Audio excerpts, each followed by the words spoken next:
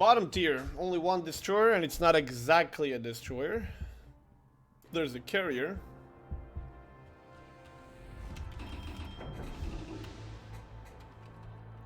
This time I actually spotted HE being loaded. They got Venezia and Zao as the only tier 10 ships, and then it's Tashkent, Kronstadt, Alsace, and Georgia as tier 9. And then Graf Zeppelin, Bismarck, and Amagi, Balti, Amalfi. It won't be an easy game, but it can definitely get more difficult. I wish I spawned on the other side though. I would prefer going like here, having an isolated fight, slowly push, and then getting broadside angles on whatever is here. I could try and play middle. Harbinger, thank you for the sub, welcome to the team. I could play the middle, but I'm spawned so far left. I'm gonna try. It's gonna be difficult as hell. What's my concealment? The problem is there's a carrier. Yeah, it's only one DD, but carrier. I'm not exactly gonna be dictating when I'm going stealth or not. I could maybe anchor here, play this island, be protected from everything here, fight what's here, and pray to God that whatever goes here doesn't only focus on me. Because if that happens, I'm gonna be in a tough spot. Good thing, of course, about the... Wait, is this? It is engine boost too. Oh, okay. You got engine boost, so you can get the hell out of the way. If you need to.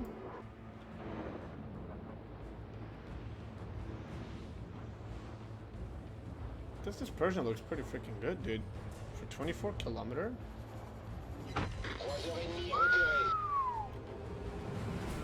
Since when are you that accurate, Richelieu?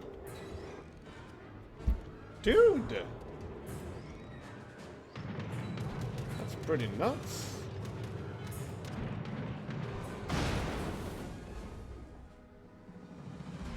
The Empire strikes back. You need to know how to shoot first. Come on! I do want to shoot that DD. Oh, that's the Chinese camo, isn't it? I think so.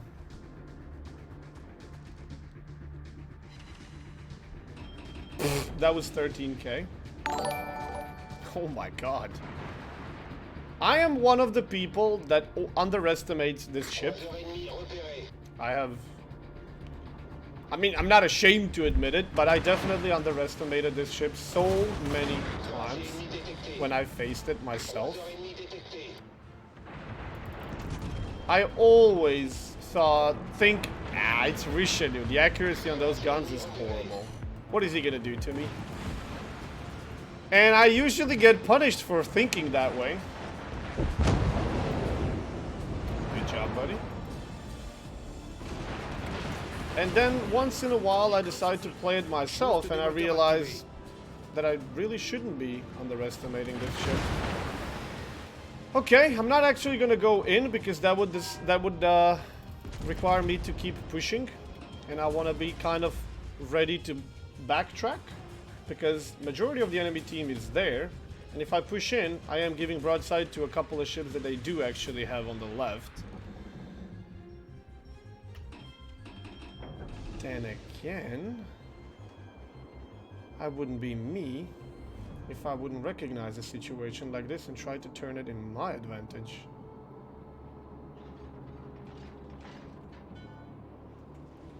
But this is not gonna work because everybody's running away.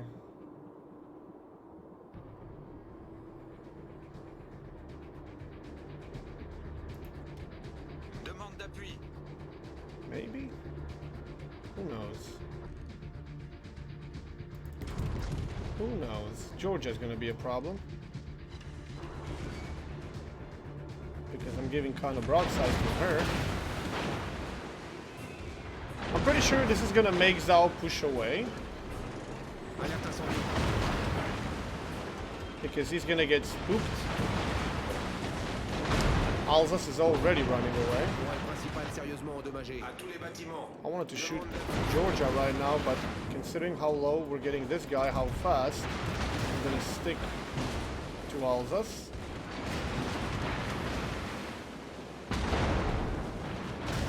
And wow, we're ricocheting Georgia. Bloody hell. Now I'm gonna start reversing it. Actually, no. We're gonna keep going forward. Amagi. We have to keep an eye on the Zal. Are you doing what I think you're doing?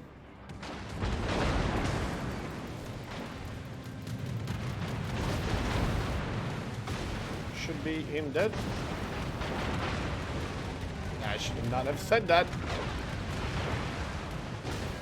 Well, he is gonna die soon. I'm trying to not take this from the bow.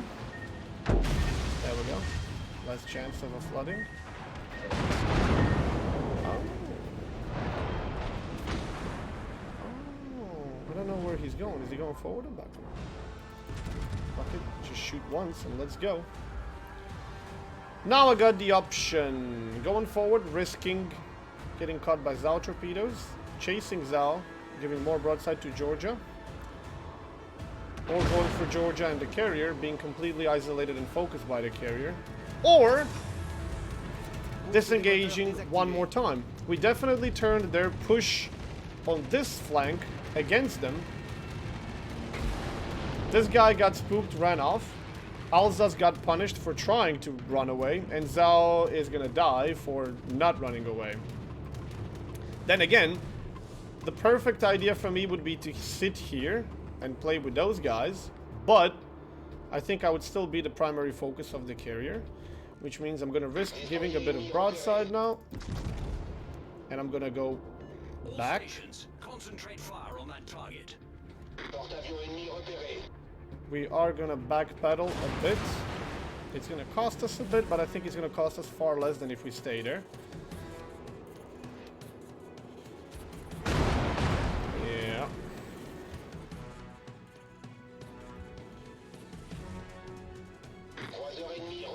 He is a fast battleship, so we're taking extra lead. Hopefully we can take this cap before they reset us again. Nope.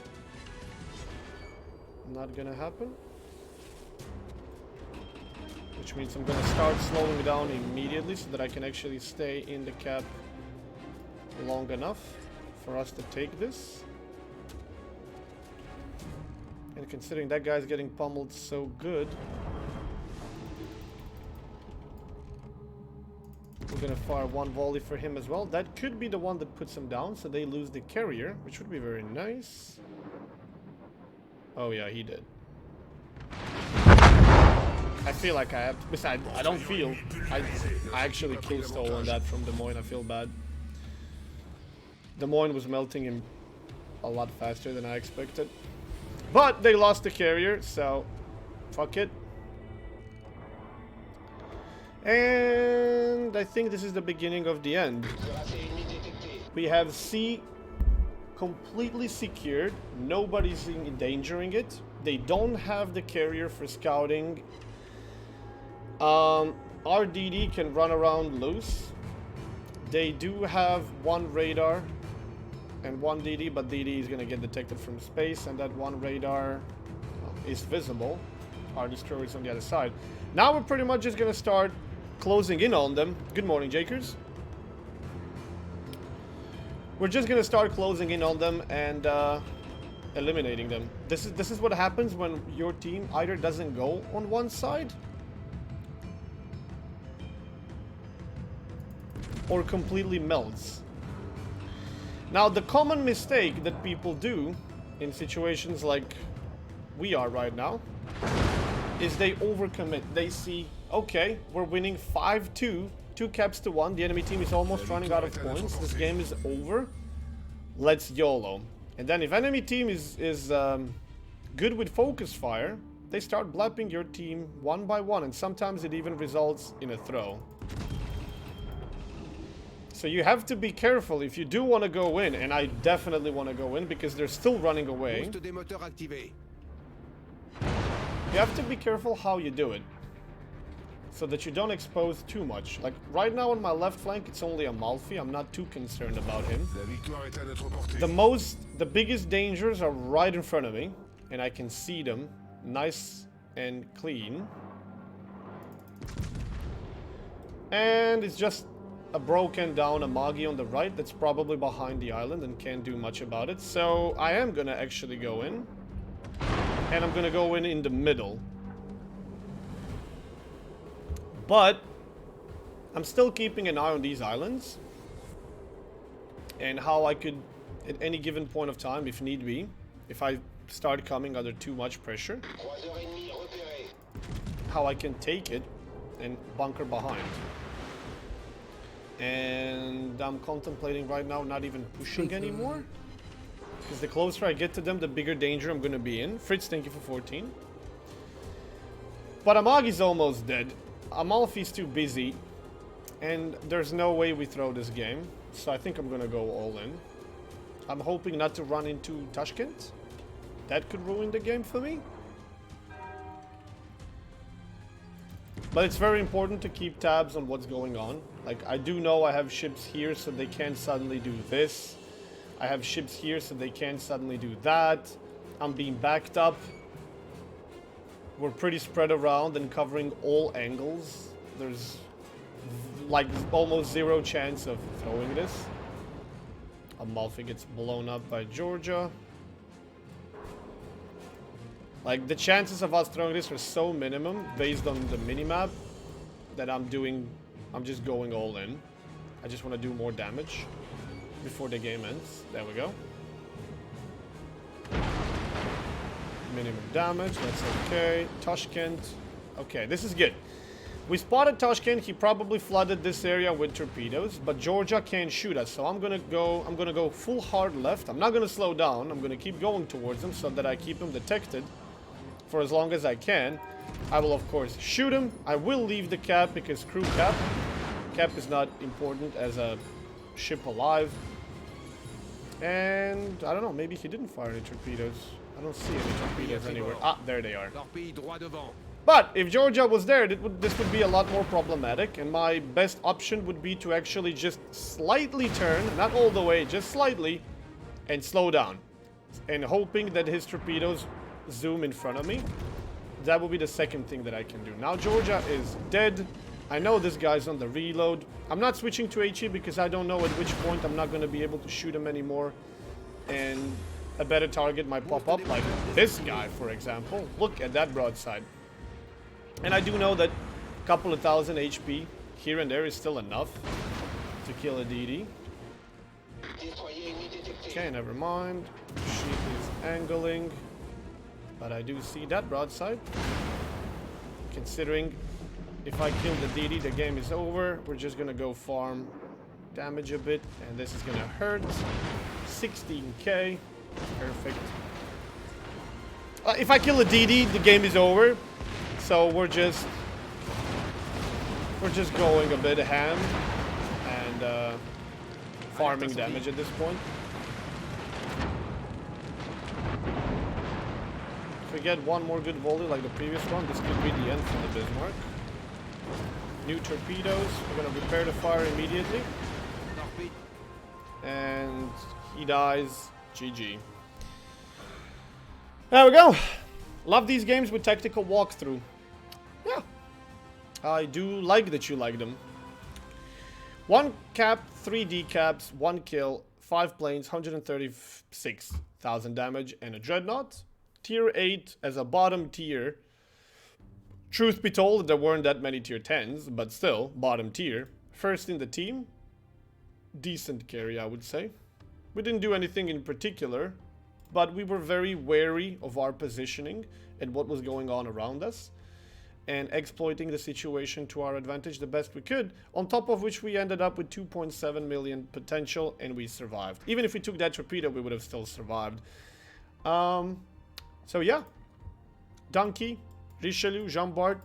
I simply love these bow tanking battleships because they provide you with more options than other ships.